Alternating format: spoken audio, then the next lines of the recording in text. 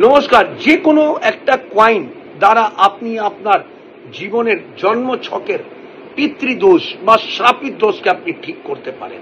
এই 8 তারিখে পিতৃপক্ষ শুরু হচ্ছে। আপনারা 8 তারিখ থেকে যে কোনো একটা নির্ধারিত করে নেবেন যে 1 টাকার কয়েন হোক বা 2 টাকার হোক বা 5 টাকার হোক বা 10 টাকার কয়েন, আপনার রোজ একটা কয়েন আপনারা মন্দিরে রাখতে শুরু করবেন।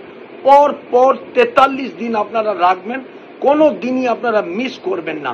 এই 43টা কয়েন নিয়ে যখন জড়ো হয়ে যাবে, 43 দিন পর এই কয়েনগুলোকে নিয়ে আপনারা মন্দিরে গিয়ে আপনারা দান দিয়ে আসুন। এই ক্রিয়াটা আপনি করে দেখুন।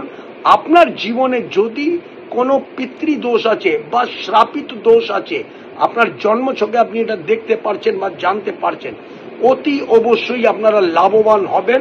এই ক্রিয়াটা আপনারা করে দেখুন, লাভবান হবেন, সুখ সমৃদ্ধি শান্তি পাবেনই পাবেন।